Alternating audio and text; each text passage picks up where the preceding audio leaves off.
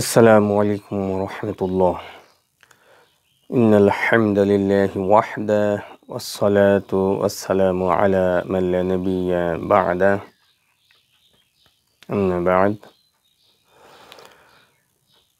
সকল প্রশংসা গুণগান মহিয়ান গরিয়ান আল্লাহ সুবহানাহু ওয়া তাআলার জন্য নিবেদন করছি।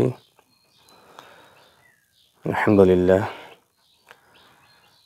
দরুদ ও সালাম বর্ষিত হোক আমাদের প্রিয় নবী বিশ্বনবী মুহাম্মদ রাসূলুল্লাহ সাল্লাল্লাহু আলাইহি ওয়াসাল্লামের প্রতি। আল্লাহুম্মা সাল্লি আলাইহি আল্লাহুম্মা বারিক আলাইহি। সম্মানিত সুধী দর্শক, আমরা ইতিপূর্বের কয়েকটি ভিডিও করেছিলাম সূরা বানী ইসরাঈল থেকে। আজকে আমরা সূরা কাহফ শুরু করতে যাচ্ছি ইনশাআল্লাহ। তো সর্বপ্রথম আজকের এই ভিডিওতে আমরা সূরা আল কাহফের ফজিলত শুনে নেব। অত্যন্ত গুরুত্বপূর্ণ একটি সূরা হলো এই সূরা কাহফ। অনেক ফজিলতপূর্ণ একটি সূরা। তো সেজন্য আমরা আজকে শুধু এই সূরাটির ফজিলত আলোচনা করেই শেষ করব, তারপর ইনশাআল্লাহ বাকি আলোচনা পরবর্তীতে হবে ইনশাআল্লাহ। তো আসুন এই সূরায় কি ফজিলত রয়েছে আমরা জানার চেষ্টা করছি, তারপর আমরা পরবর্তী আলোচনা করব ইনশাআল্লাহ। তো আজকে সূরা কাহফ শুরু করছি। এই সূরাটি কোরআনুল কারীমের 18তম সূরা। আর সূরাটি মাক্কি সূরা, মক্কায় অবতীর্ণ হয়েছে। যদিও আকারে মোটামুটি বড় সূরা, কিন্তু মাক্কি সূরাগুলি সাধারণত ছোট হয়। মাক্কি সূরাসমূহের ভিতরে বলা যেতে পারে এটাই একটা বড় সূরা। মোট আয়াত রয়েছে 110টি, রুকু রয়েছে 12টি। তো এই সূরাটার পরিপূর্ণ সূরা হিসেবে বিশেষ মর্যাদা রয়েছে। আবার কিছু কিছু হাদিস রয়েছে 10 আয়াতের বিশেষ মর্যাদার কথা প্রসঙ্গে। আবার এই 10 আয়াত শুরুর দিকের 10 আয়াত হতে পারে, শেষের দিকেরও 10 আয়াত হতে পারে। আসুন আমরা কয়েকটি হাদিস আলোচনা করি, তাতেই আমরা এই সূরাটির ফজিলত সম্পর্কে অবহিত হতে পারবো ইনশাআল্লাহ। তাফসীরে ইবনে কাসিরে বলা হয়েছে এই সূরাটির প্রথম 10টি আয়াতের বিশেষ ফজিলত বর্ণিত রয়েছে এবং এই সূরাটি দাজ্জালের ফিতনা হতে রক্ষাকারী একটি সূরা, সেই ব্যাপারেও বর্ণনা রয়েছে। মুসনাদে আহমদের ভেতরে রয়েছে যে একজন সাহাবী এই সূরাটি পাঠ করতে শুরু করেন। তার বাড়িতে একটি পশু ছিল, সেই পশুটি ভয়ে লাফাতে শুরু করে। সাহাবী গভীরভাবে দৃষ্টিপাত করে সামিয়ানার মতো এক খণ্ড মেঘ দেখতে পান, যা তার উপর ছায়া দিচ্ছিল।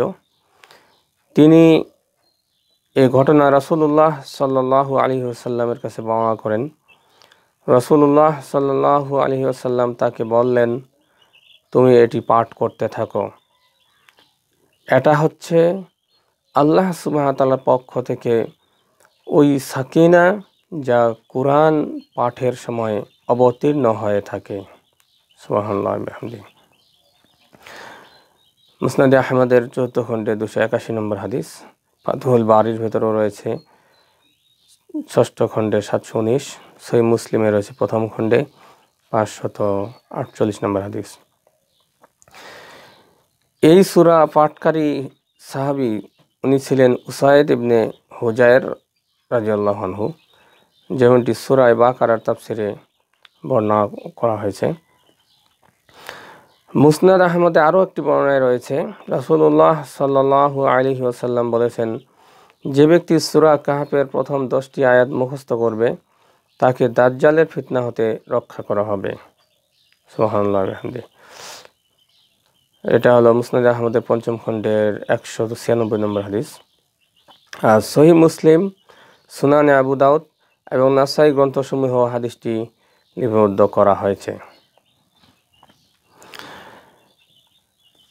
জামে তিরমিজির এই সূরার প্রথম 3টি আয়াতের ফজিলতের কথা আবার এসেছে জামে তিরমিজিতে, এবং এই হাদিসটিও হাসান সহিহ পর্যায়ে হাদিস।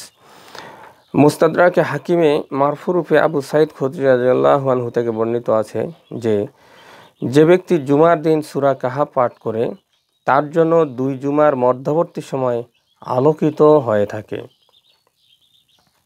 অতঃপর তিনি বলেন, এই হাদিসের বর্ণনা ধারা সহিহ, তবে তারা ইমাম বুখারী ও ইমাম মুসলিম এই 2 ইমাম তাদের গ্রন্থে এটি লিপিবদ্ধ করেননি। তবে হাদিসটি সহিহ, এজন্য প্রতি জুমার দিনে এই আমলটি করা যেতে পারে। পুরা সূরাটি যারা জুমার দিনে তিলাওয়াত করবেন, বলা হয়েছে যে এই সূরাটি তার পরবর্তী জুমা পর্যন্ত আলোর মশাল হয়ে থাকবে। সুবহানাল্লাহি ওয়া বিহামদিহি সুবহানাল্লাহিল আযীম। ইমাম বাইহাকী রাহিমাহুল্লাহ আলাইহি তার হাদিস গ্রন্থে বর্ণনা করেছেন, রাসূলুল্লাহ সাল্লাল্লাহু আলাইহি ওয়াসাল্লাম বলেছেন, যে ব্যক্তি সূরা কাহাফকে ওইভাবে পাঠ করবে যেভাবে তা নাজিল করা হয়েছে, তার জন্য কিয়ামতের দিন এই সূরাটি জ্যোতি হয়ে যাবে, আলো হয়ে যাবে, আলোর মশাল হয়ে যাবে। সুবহানাল্লাহি ওয়া বিহামদিহি সুবহানাল্লাহিল আযীম। তাই আমরা আসুন সূরাটি তিলাওয়াত নিয়মিত করার চেষ্টা করি। সেই সূরার ভেতরে আল্লাহ সুবহানাহু ওয়া তাআলা কি বাণী আমাদের জন্য দিয়েছেন সেই বিষয়গুলিও জেনে নেওয়ার এবং সে অনুযায়ী আমল করার চেষ্টা করি। মহান আল্লাহ আমাদের সকলকে তৌফিক এনায়েত করেন। আমিন। ওয়া আখিরু দাওয়ানা আনিল হামদুলিল্লাহি রাব্বিল আলামিন। আজকের ভিডিও এখানে শেষ করছি। দেখা হবে ইনশাআল্লাহ এরপরও আর কোনো পর্বে। সেই পর্যন্ত সকলে ভালো থাকবেন, সুস্থ থাকবেন এই কামনা করছি। আর সকলে ভিডিওটি লাইক দিয়ে, শেয়ার দিয়ে এবং কমেন্ট করে সকলের মাঝে ছড়িয়ে দিন এবং দুনিয়ার যত মুমিন মুসলিম বা যে কোনো মানুষ যারাই এই ভিডিওটি পাবে এবং এই ফজিলত শুনে এই সূরার আমল করবে, এই আমলের সওয়াবের অংশীদার হওয়ার সুযোগ গ্রহণ করুন। মহান আল্লাহ তৌফিক দান করুন।